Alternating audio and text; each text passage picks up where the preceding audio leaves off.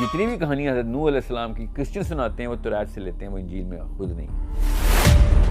रूह क्या होती है? असहाबे कहफ का किस्सा भी होता है। याजूज माजूज को आदम की रह औलाद हदीस में ही कहा। सूरह कहफ जिस तरीके से नाजिल हुई है उस तरीके से जो पड़ेगा दज्जाल से बचेगा।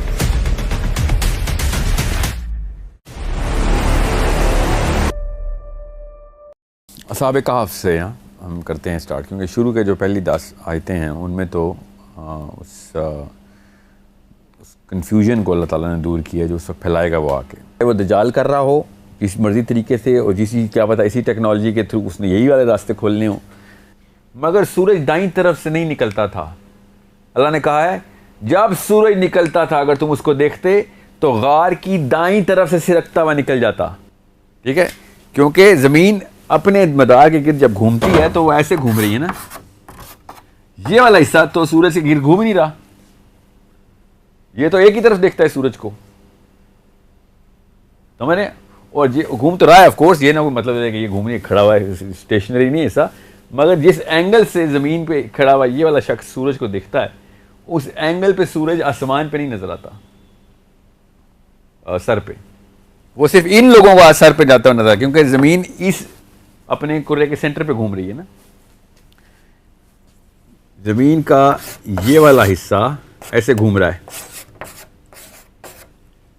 तो ये वाले हिस्से को हमेशा अपना पॉइंट ऑफ व्यू यहीं पे नजर आएगा। इसका तो बदलता रहेगा, इसके तो सर के ऊपर से गुजर रहा है ना सूरज। ठीक है, अलास्का के या नॉर्वे के नॉर्थ में या अंटार्कटिका वालों को सूरज इस तरह नजर नहीं आता जैसा हमें नजर आता है। ठीक है, खैर ऑस्ट्रेलिया वालों को तो सूरज ही उल्टा नजर आता ना, क्योंकि वो तो ज़मीन के नीचे ऐसे करके खड़े हुए हैं, तो और ये अंटार्कटिका वाले ऐसे खड़े हुए हैं, तो हमें तो चांद भी और ऑस्ट्रेलिया वालों को उल्टा नजर आता है। पता ना आपको इस बात का। सो इसलिए दोनों पोल्स में से किसी एक पोल पे होना, या तो ये है, क्योंकि मेरा नहीं ख्याल कि ये है, हो सकता है कि यहाँ पे अगर गार बनाई जाए और समझ लें कि ये पोल है, यहाँ पे है गार, सूरज ने इधर से निकलना है और इधर चले जाना है, या फिर इधर से निकलना है और इधर चले जाना है, जो भी मस्तिष्क समझ लें आप उनकी। ठीक है, और यहाँ पे गार से बंदा बाहर आके देखे या ये धाना हो गार का, तब तो मैं एक तरफ पूरी कर लूंगा कि मेरे दाईं तरफ से निकलता है और सिरक के चला जाता है तुलू के वक्त। मसला यह है गुरूब के वक्त वो बाईं तरफ से सिरक नहीं सकता, फिर भी समझ रहे ना, बाईं तरफ सिरकने के लिए तो सूरज ही नहीं होता ना, आता ही दाईं तरफ, और दाईं तरफ ही रहता है मेरे सूरज। इतने से एरिया में सूरज निकलता है अलास्का में। सो अगर वो दाईं तरफ से निकलेगा, मैं यहाँ खड़ा हूं तो मेरे दाईं तरफ ही गुरूब होगा, वो मेरे तो ऊपर से आएगा ही नहीं था सूरज, वो यहाँ से निकलता है और यहाँ पे चले जाता है। और फिर भी समझ लें कि अगर ऐसा नहीं भी होता तब भी वो सिरक के कहीं से नहीं गुजर रहा, बच के नहीं गुजर रहा, उसकी किरणें आ रही हैं मेरे तक। तो इसका मतलब है कि क्या थ्योराइज किया जा सकता है इधर, व्हाट कैन वी डिड्यूस? ये वाकई टाइम एंड स्पेस में नहीं हो रहा। नहीं, खूबसूरत सवाल किया आपने। क्या इस टाइम एंड स्पेस में हो रहा है? या हो सकता है, बिल्कुल हो सकता है, मगर एक कंडीशन अगर हम कर दें तो, और ये मैं खाली क्या सराही कर रहा हूँ, वो इसके अलावा मैथमेटिक्स नहीं पूरी हो सकती, क्योंकि ये ज्योमेट्री के खिलाफ कानून तो अल्लाह ने बताया। सूरज कहाँ पे, हमें भी बताओ, रोज देखते हैं सूरज किधर से उतरता है, चढ़ता है, किधर से गुरूब होता है। अगर एक ऐसी गार बनाई जाए, ठीक है, जिसके समझ लें सबसे आसान केस बता रहा हूँ कि ये इधर से एंटर हुए, ठीक है, पहाड़ के ऊपर से एंटर हुए, और इसके ऊपर कोई ऐसा स्ट्रक्चर हो जो कि एयर, साउंड या फिर लाइट का कोई ऐसा स्ट्रक्चर, हम डोम बना दें, डोम बना दी हमने या डोम बन गई है, और यहाँ पे एक ऐसी जोन क्रिएट हो गई है, जब सूरज निकलता है तो किरणें इधर आने की बजाय डिफ्लेक्ट होकर इधर गिर रही हैं। ठीक है, इधर से टकराती हैं बाहर से ही, और उस जोन के अंदर से डिफ्लेक्ट होती हैं और इस तरफ गिरती हैं, और जब ये निकल रहा होता है तो वो दाईं तरफ फेंक रही होती हैं, और जब वो गुरूब हो रहा होता है तो ज़ाहिर लाइट उधर आ रही है ना, तो ये डोम इसको बाईं तरफ फेंक रही होती है उनकी किरणों को। इसके अलावा कोई एक्सप्लेनेशन इस आयत की बन नहीं सकती कि दाईं तरफ भी मैंने सरकना है पूरी लाइट ने, और बाईं तरफ भी एक ही मौके पे, एक ही सूरज को, एक ही वक्त, एक ही दिन में 24 घंटे के अंदर, 12 घंटे के अंदर, कि सूरज निकलते वक्त लाइट को डिफ्लेक्ट टूवर्ड्स द राइट कर रहा हूं मैं, और ग्रूब होते वक्त जब लाइट इधर से आ रही है, समझ लें इधर से लाइट आ रही है, तो मैं टूवर्ड्स द लेफ्ट डिफ्लेक्ट कर रहा हूं इसको। ठीक है, उसके अलावा ये ज्योमेट्री पूरी नहीं हो रही, और ये इतना बड़ा मामला है कि ये जोन बनानी सूरज के गिर्द इस गार के ऊपर कहीं पे भी, ये डोम बनानी मुझे पड़ रही है, ताकि इस आयत की तफसीर में मैं वो अल्फाज के मानी पूरे कर सकूं। इसलिए मुझे साइंस को कुरान के ताबे करना पड़ रहा है। जिस बंदे को ये शक होता है ना कि मैं साइंस की थ्योरी कर रहा होता हूँ, असल में कुरान की आयत बताएगी कि साइंस किस तरीके से इस्तेमाल की जाए। साइंस की थ्रू नहीं मैं कुरान की आयतें पूरी कर रहा हूँ, अल्लाह ने बता दिया, तो अब मुझे साइंस पूरी चेंज करनी पड़ेगी सर। अब साइंस यहाँ तक पहुँच चुकी है कि हाँ ऐसा हो सकता है। कैसे? वो जिस तरह मर्जी ऊपर से एक कर्वेचर, एक स्ट्रक्चर बन गया है, जो भी जोन बन गई है, चाहे वो साउंड के थ्रू हुई है या वो लाइट के थ्रू हुई है, वो जैसे भी हुई है, मगर इस आयत को पूरा करने के लिए ज्योमेट्री तो चेंज करनी पड़ेगी, और वो ज्योमेट्री के उसूल हमें तोड़ने पड़ेंगे, क्योंकि सूरज को दाईं तरफ से सिरक के गुजरवाना है और बाईं तरफ से भी सिरक के गुजरवाना, एक ही गार के एक ही दिन में। ये क्यों आपको बता रहा हूँ सारा? क्योंकि ये एक ऐसा मामला है जो कि इसी ज़मीन पे अल्लाह ताला ने इनको करके दिखाया कि अजीब सी निशानी दिखाने लगा हूँ तुम्हें मैं। इन लोगों के साथ एक अजीब सा वाक़या मैंने करके दिखाया, एक ऐसा वाक़या जिसके थ्रू एक पूरा ग्रोह, 2 ग्रोह अंदर, असहाब कहफ के 2 ग्रोह 300 साल से ऊपर बगैर अपनी किसी एक हल्के से सेल की भी हालत चेंज हुए हुए उठते हैं। 300 साल गुजर जाते हैं बाहर, तो 3-4 और इसमें से लेसन्स निकलते हैं कि अगर इस तरह का वाक़या हो और अगर हम इस तरह की टेक्नोलॉजी से खेल सकें, इस्तेमाल कर सकें, तो हम टाइम के साथ भी खेल सकते हैं। ये इतनी बड़ी बात है। अब इसका दज्जाल और एंड ऑफ टाइम से क्या ताल्लुक है? सोचें दज्जाल की पहली निशानी क्या है? याद करें। एक हाथ में जन्नत है, एक हाथ में दोज़ख, उसकी एक आंख है। दज्जाल के कारनामों की पहली निशानी क्या है? कारनामों की? दज्जाल क्या करेगा? मुर्दे को नहीं छोड़ें। दज्जाल सबसे पहले वक्त के साथ खेलेगा। हाँ, वक्त। नबी सामने शाह फरमाया दज्जाल का पहला दिन 1 साल का होगा। 1 साल। खाली ये इस हदीस के ऊपर ही फिजिक्स रीडिफाइन हो जाती है। पहला दिन 1 साल का होगा, क्या मतलब है? अगर कोई ये जुर्रत करता ना, अल्लाह के नबी अस्सलाम ने वो भी जुर्रत ख़त्म कर दी कि नहीं वो मुहावरे में इस्तेमाल हुआ है, तो नहीं, हदीस पूरी ऐसे है। नबी अस्सलाम ने शाह फरमाया कि पहला दिन दज्जाल का 1 साल के बराबर होगा, दूसरा 1 हफ्ते का, और तीसरा दिन 1 जितना ही, और बाकी के दिन 1 दिन जितना ही होंगे। हदीस खुद ही अपने अंदर ही सेल्फ रिफ्लेक्शन लेट रही है कि पहला दिन मुहावरे में नहीं है, वरना आखिरी बाकी के सारे दिन 1 दिन के बराबर ना होते। दूसरा, साहबा ने उसी वक्त पूछ लिया, या रसूलुल्लाह पहला दिन 1 साल का होगा जी। आगे क्या पूछा साहबा ने? तो या रसूलुल्लाह नमाज का कैसे तयन करेंगे? तो 1 दिन ही है ना, तो क्या पूरे साल में 5 नमाजें पढ़ेंगे? ये सवाल था। नमाज इतनी ज़रूरी चीज़ है, वैसे साइड नोट पे बता रहा हूँ कि साहबा ने सबसे पहले नमाज का पूछा।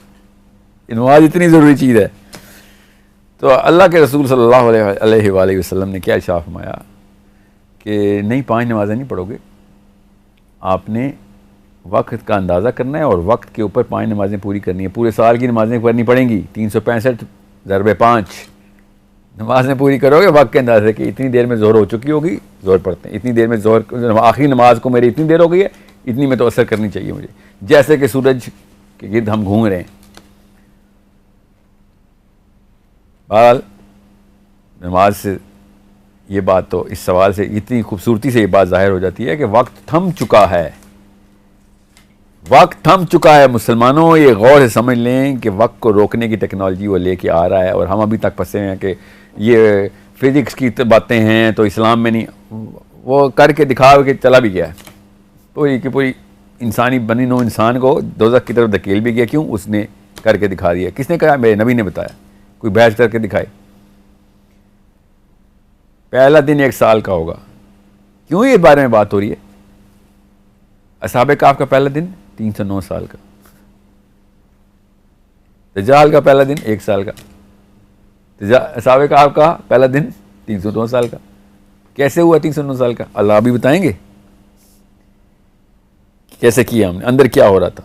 और अगर कोई सोचे जो कि समझा है पूरे 1400 साल से, वो 14 नहीं 1273 साल से, पूरी ये भी बता दूं आपको। उससे पहले सहाबा जो मानते थे ना, वो यही बातें मानते थे जो मैं आपको बताऊंगा उसके सबूत के साथ भी। मगर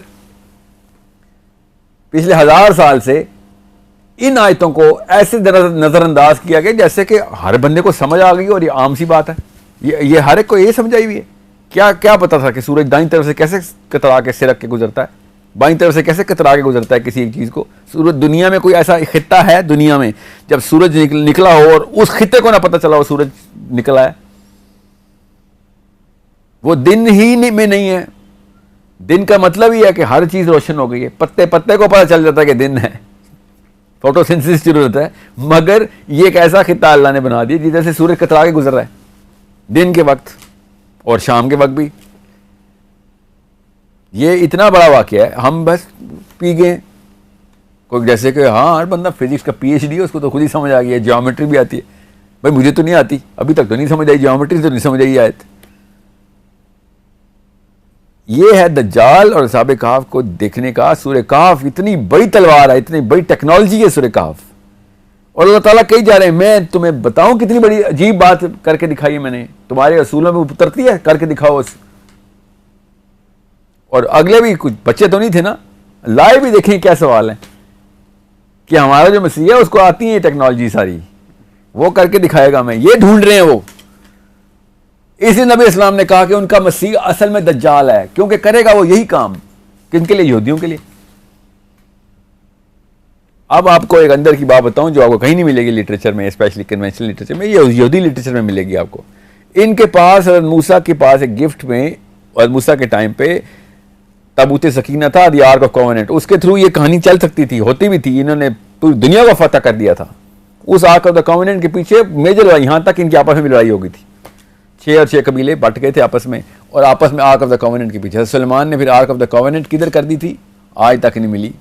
किसी का गैस है इथियोपिया के क्रिश्चियंस के पास है, किसी का गैस है कि वो मस्जिद अक्सा के तह में कहीं पे है, वहाँ पे वो ढूंढ रहे हैं। ऐसा कुछ नहीं है कि हमें पता हो कि किधर है वो, मगर वो ये एबनॉर्मल इवेंट करती थी। वो टेक्नोलॉजी थी इनके पास। यहाँ तक लिखते हैं ये खुद कि ताबूत के अंदर से लाइट निकलती थी और आर्मी को एक आर्क बना के आर्मी के ऊपर जाके आग बरसा देती थी। वो लाइट से वो जल जाते थे, इतनी हाई एनर्जी की बीम थी वो आर्क ऑफ द कॉवेनेंट। और सिर्फ हज़रत मूसा के पास वो इल्म था कि इसके पास भी जाऊंगा, वरना लोग इसके पास भी जाते थे तो रेडिएशन से ख़त्म हो जाते थे। ये मैं नहीं लिख रहा हूँ, ये मेरी कोई क्या साइंटिफिक नहीं है ये बात, साइंस की साइंसदानों ने लिखी, ये यहूदियों ने खुद अपने बारे में लिखा हुआ है कि उसके पास भी नहीं जा सकते थे। सिर्फ मूसा अलैहिस्सलाम को पता था कि इसको इस्तेमाल में कैसे लेके आना है, या फिर अंबिया को, जो बनी इसराइल के अंबिया गुजरे हैं। ये वाले लोग हैं जो ऐसी टेक्नोलॉजी का हिले में हैं अपने साइकोलॉजी में। वो वेट करें ऐसे मसीहा का जो इस तरह के काम कर सकता हो कि एक दिन साल का करता हो।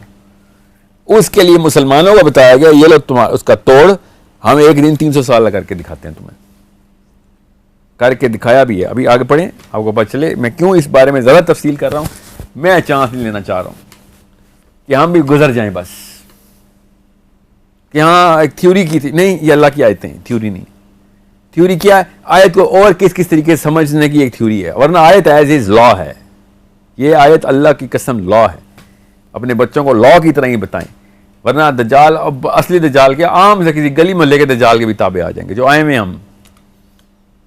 सबसे बड़ा दज्जाल तो मुसलमान खुद है जो इन आयतों को छुपा के बैठा हुआ है। इससे बड़ा धोखा कोई हो सकता है कि इतनी बड़ी टेक्नोलॉजी अल्लाह दे रहे हैं और टैंक हमारे पास है और घर में बच्चों को बता रहा हूँ ये लो पिस्तौल की गोली। उसने पिस्तौल की गोली से क्या मारना है?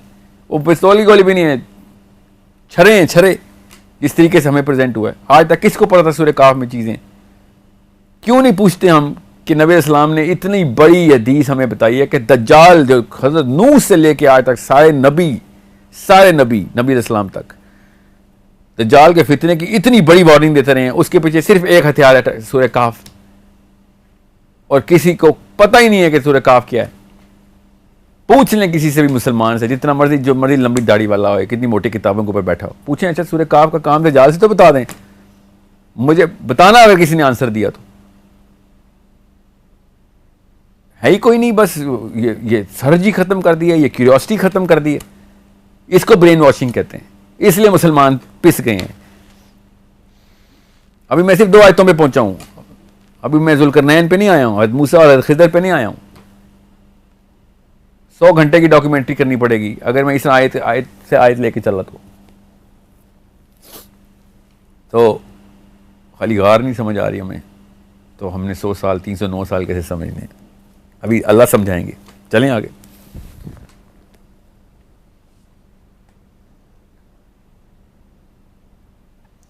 तुम इन्हें देखकर ये समझते कि वो जाग रहे हैं, हालांकि वो सोए हुए थे। यहाँ पे देखें, अब मैं क्या कहूँ, अल्लाह अकबर सुम्मा अल्लाह अकबर, कि एक से एक लेवल आगे अल्लाह ताला हमारा जहन का क्रॉस करवा रहे हैं। तुम इन्हें देख के समझते कि वो जाग रहे हैं। आपको कैसे पता चलता है कि कोई इंसान सोया हुआ है, जाग रहा है? क्या आपको लग रहा है मैं इस वक्त सो रहा हूं? बड़ा पॉज किया आपने। कैसे कैसे क्या इंडिकेशन है? आयत पढ़ें दोबारा, आपको बताता हूं अल्लाह ताला क्या कह रहे थे। तुम उन्हें देखकर ये समझते कि वो जाग रहे हैं, हालांकि वो सोए हुए थे।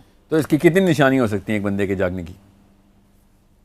ये सोचना है ग्रोह है अंदर, एक ग्रोह, ये आप अंदर जाते देखते एक ग्रोह है। अब अल्लाह ताला कह रहे हैं तुम अगर इनको देखते तो तुम्हें लगता है जाग रहे हैं। क्या निशानी होती है कि इंसान का ग्रोह जाग रहा है? आंखें खुली हुई हैं। आप पूरे ग्रोह की आंखें तो नहीं देख सकते ना। मुतहरिक हैं वो, जी मुतहरक हैं वो। अगर तुम देखते तो मोशन नजर आता तुम्हें।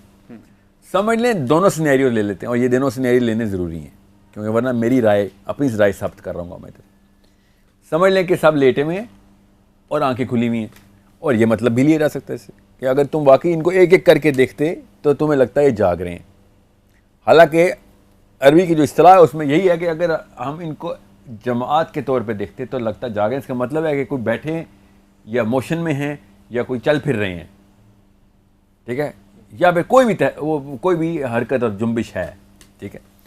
तो मैं अभी सिर्फ आंखों वाला मतलब लेता हूँ, सबसे आसान मतलब, कि चलें किसी को कोई शक शुबा आए तो कहे यार ये तो आपने खुद ही उनको मोशन में डाल दिया। मोशन भी दिखाता हूँ, अल्लाह ने बताया मोशन क्या है, अभी मोशन आएगा।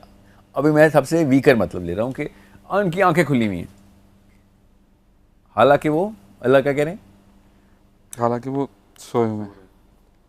तो हम सोए हुए बंदे को सिर्फ आंखें खुली हों तो हम ये समझते हैं कि वो जाग रहा है।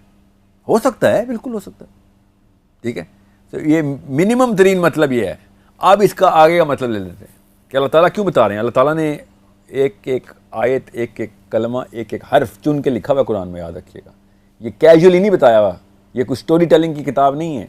ये अल्लाह ताला का कलाम है जो लोहे महफूज में पूरी तरीके से हमारे लिए हिदायत के लिए अल्लाह ताला ने एक आयत यहाँ पे रखी हुई है। कोई कैजुअल ना ले ले कि हाँ बात के तसलसल को कायम रखने के लिए अल्लाह ताला ने बताया। अल्लाह ताला किसी तसलसल का मोहताज नहीं है, ये किसी वजह से यहाँ पे आयत बताई हुई है कि अगर हम उनको देखते तो हमें ये लगता कि वो जाग रहे हैं, मगर वो असल में सो रहे हैं, ठीक है। ये दो मतलब अलग अलग हैं इसके। मैं उनको देखता तो उनकी हालत सोने वाली नहीं थी, और वो किसी भी ऐसी हालत में नहीं थे कि वो जाग रहे हों। इसका मतलब है या तो सूरह ज़ुमर के थ्रू, या उनकी रूह अल्लाह ताला ने सोते हुए, अल्लाह ताला कहते हैं हम रूह कब्ज़ कर लेते हैं सूरह ज़ुमर में, तो वो असल में जिस मर्जी जिस्मानी हालत में थे, रूहें अल्लाह ताला ने उस वक्त कब्ज़ की हुई थी, ठीक है। छोटी मौत, ठीक है। नींद जो है ना वो छोटी मौत, और असल में जो मौत है वो मौतुल कुबरा है, ठीक है। तो अब वो उनके एंगल से मैं भी नहीं लेता आगे, क्योंकि उन्हीं का एंगल आने वाला है। इस वक्त ये दोनों सिनेरियोज अपने जहन में रखने और आगे चलें। अब आप दोनों सिनेरियोज में बिल्ड करूंगा आपके। तुम उनको देखकर ये समझते कि वो जाग रहे हैं, हालांकि वो सोए हुए थे, और हम उनको दाएं और बाएं करवट दिलवाते रहते थे। जी, अब मोशन तो यहाँ पे अल्लाह ने खुद बता दिया कि अब वो दाएं और बाएं भी मूव कर रहे हैं, करवट मगर ये याद रखिएगा, दुनिया में कोई भी इंसान ऐसा नहीं है जो सोते हुए एक बंदे को देखे और मैं करवट ले रहा हूँ और आपको ये लगे कि मैं तो जाग रहा हूँ। हर एक को पता है सोते हुए करवट चल रही होती है इंसानों की। ये इस वजह से नहीं मुझे लगना था कि आप जाग रहे हैं क्योंकि आपने करवट ले ली है। बशर्ते के करवट में एक शर्त डाल दूं मैं कि वो कॉन्स्टेंटली एक खास करवट बार बार ले जा रहे हैं और इतने फ्रीक्वेंट मोशन में हैं कि सोते हुए इंसान ऐसे करवट नहीं लेता। ठीक है, हालांकि मेरे तो इस करवट के लफ्ज़ के ऊपर हज़ार और मतलब निकालने हैं, मगर समझ ले आसान तरीन मतलब लिया कि करवट और फिर दोबारा से मैं इधर जा रहा हूँ, फिर दोबारा जा रहा हूँ और फिर दोबारा इधर से उधर हो रहा हूँ। तब कहीं लगेगा कि यार ये सोया हुआ नहीं है, ये जाग रहा है। ये मतलब बिल्कुल एक मुहावरे में लिया मैंने। ठीक है। और उनका कुत्ता दहलीज पर अपने दोनों हाथ फैलाए जी बैठा था। जी, अभी कुत्ते पे मैं तफसील करूँगा बाद में, अभी इसको अभी के लिए स्किप करें। मैं चाह रहा हूँ क्योंकि इसमें बहुत लंबी तफसील हो जाएगी। अगर तुम उन्हें झांक कर देखते तो उनसे पीठ फेर कर भाग खड़े होते। यहाँ पे अब आप रुक जाएं। आप मुझे बात बताएं कि एक इंसान लेटा हुआ है। ये जुमला उस इस्तिलाह में उर्दू नहीं हुई, इस इस्तिलाह में अरबी में लिखा हुआ है कि तुम हॉरर ट्रॉमा में आ जाते, अल्लाह ताला ये कह रहे हैं। अगर इनको देखते तो खौफ के मारे तुम्हारे औसान ख़ता हो जाते और उल्टे पैर भागते। ये अल्लाह ने अरबी में लिखा है। आप खुद सोचें, एक इंसान अपने सबसे ज़्यादा ख़तरनाक मोड में कब आता है जिससे अगले को डर लग सके? गुस्से में या गुस्से में मैं कुछ करूँगा, आप मुझे देखेंगे, मैं आपकी तरफ बढ़ूंगा तो मैं ख़तरनाक थी और आप डर के भाग जाएंगे। ठीक है। सबसे कम ख़तरे में किस मोड में मैं होऊंगा? जब मैं सोया। या अब यहाँ पे वो लोग सो रहे हैं, हमें ये लगना था वो जाग रहे हैं, और मैं एक ग्रोह जो कि जब तक लेटा हो मैं उससे ख़तरे में नहीं आ सकता, तो वो लेटे हुए होते तो हम ख़तरा में देख के भाग ना जाते। जितना मर्जी बड़ा पहलवान हो, वो लेटा हो ना ज़मीन पे, मुझे डर नहीं लगेगा उससे। ठीक है, ये आसान करके बता रहा हूँ मैं, इसकी टेक्निकल मतलब और तो बात फिर कहीं और ही चले जाएगी। मैं आपको बिल्कुल आसान कह कि वो ये ना कहे साहिल में आपको बहुत ज़्यादा ही खींच बैठे हैं तावील को। अल्लाह ताला खुद बता रहे हैं कि अगर आप उनको देखते तो खौफ के मारे भाग जाते। एक लेटे हुए बंदे को या ग्रोह को देख के मैं खौफ के मारे क्यों भागूंगा? सोचें क्या ऐसा क्या हो रहा होगा। एक समझ, आंखें खुली हुई है ना, हमने तो आसान मतलब रखा हुआ है, लेटे में मगर आंखें खुली हुई हैं, सिनेरियो 1, तो मैं खौफ के मारे भागूंगा क्यों?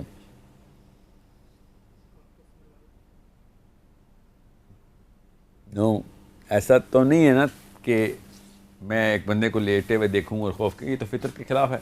और अल्लाह ताला ने इसी फितरत को आवाज़ दी इस आयत में।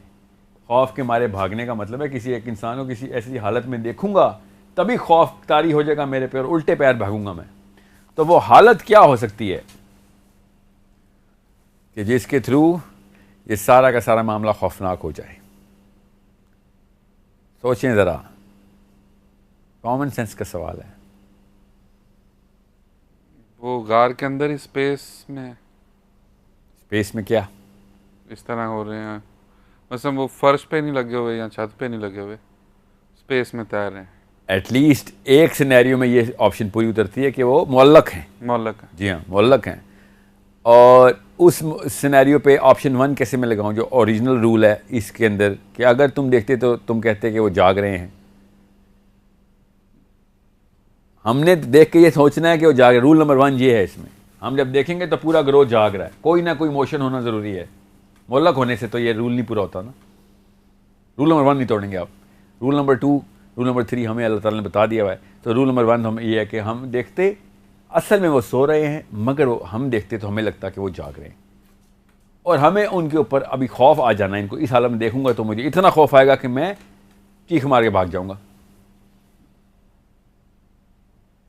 ऐसा क्या कंडीशन पूरी करूं कि मेरे ऊपर खौफ तारी हो जाए एक ऐसे बंदे को जो असल में सो रहा है?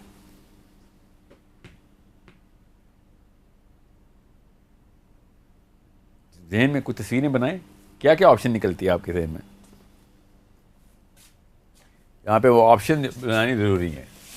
क्योंकि इसके अलावा आपको ये मामला समझ आएगा ही नहीं।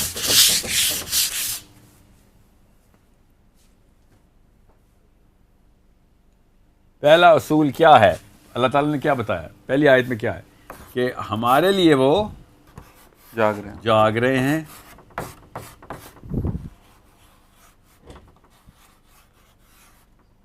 ओके, दूसरा क्या है, दाएं और बाएं करवट ले रहे हैं। ठीक है, तीसरा असूल क्या है कि वो इस हालत में कि हम पे खौफ तारी हो जाए।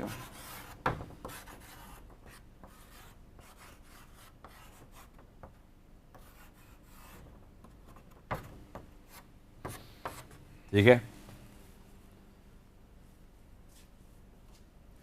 तो कि मैं ग्रामर दुरुस्त कर लूं। उनका जागना, उनका करवट लेना और हमारे ऊपर खौफ तारी हो जाना, हालांकि वो इस वक्त सो रहे हैं।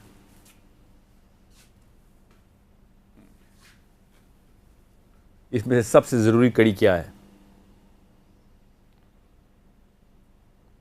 इसमें हमारे वाले से तो खौफ तारी होने वाली जो जी, सबसे ज़्यादा ज़रूरी कड़ी है कि उनको देखते ही हमारे ऊपर इतना खौफ तारी होना कि हमें उधर से भाग जाएं। ठीक है, तो ये मामला इसी तरीके से आप समझें, क्योंकि आप जिस तरीके के रिएक्शन मुझे दे रहे हैं ना, मुझे लगता है कि आप ज़्यादा कंफ्यूज हो जाएंगे, इसलिए ज़्यादा तफसील नहीं करते। सबसे सिंपल सिनेरियो लेते कि वो इस हालत में थे कि जिस हालत में किसी भी इंसान को मैं देखूं तो मुझे ये ना लगे कि ये मर चुका है, मुझे ये लगे कि जीता जागता इंसान है और ये मुझे इससे डर लगना शुरू हो जाए। इसका ये मतलब है कि वो आराम से बैठे हुए नहीं है। मैं किसी ग्रुप को आराम से बैठे हुए देखता तो मुझे खौफ तारी नहीं होता। ठीक है, मैं वो लेटे हुए नहीं है, अगर मैं उनको लेटे हुए देखता तो मेरे पे खौफ तारी ना होता। वो किसी ऐसी कंडीशन में होने ज़रूरी हैं कि मुझे पता हो कि ये ना मरे हुए हैं ना सोए हुए हैं, ये जागे हुए हैं, क्योंकि अल्लाह ने कहा है कि जाग रहे हैं, और मेरे ऊपर खौफ तारी होना ज़रूरी है कि वो किस ऐसी हालत में मौजूद हैं कि जिनको देख के मेरे पे खौफ तारी हो जाए। तो जो साइंटिफिक थ्योरी थी ना कि उनके सेल्स अलग अलग हो चुके हैं और वो किसी और डायमेंशन में ट्रांसफ्यूज हो रहे हैं, यहाँ पे हो नहीं सकता। ऐसे बंदे को मैं ये देख के नहीं कहता हूँ ये तो जाग रहे हैं, उसको अपनी सालम हालत में रखना ज़रूरी है, क्योंकि इस आयत का मतलब यहाँ पे निकलेगा अगर आप उनको देखते तो आपको लगता कि ये जाग रहे हैं। इसका मतलब है वो किसी हरकत में थे, किसी ऐसी हरकत में थे कि जो अपनी सालम हालत के अंदर ही कर रहे थे वो। ठीक है, और हमें उनके ऊपर खौफ तारी करने के लिए आप जितनी भी एक्सट्रापोलेशंस रन कर सकते हैं आप करके देख लें। सबसे आसान वाली भी मैं लेकर चलूँगा ताकि बात लंबी ना हो सके, कि वो पूरा ग्रुप एक ऐसे मोशन में था, पूरा ग्रुप, एक बंदा नहीं, पूरे असहाबे कहफ की जमात का ग्रोह एक ऐसे मोशन में था कि जो किसी भी देखने वाले के ऊपर खौफ तारी कर देता। कोई ऐसी हरकत हो रही थी अंदर, थी वो एक बॉडी को इंटैक्ट रखते हुए, वरना रूल नंबर 1 टूट जाता है। ठीक है, अब आगे मैं तफसील में नहीं जा रहा क्योंकि बहुत साइंस को नहीं पढ़े अभी मैं, इसलिए इसको सबसे छोटे बच्चे को भी समझ आ जाएगी ये बात। आगे चलो,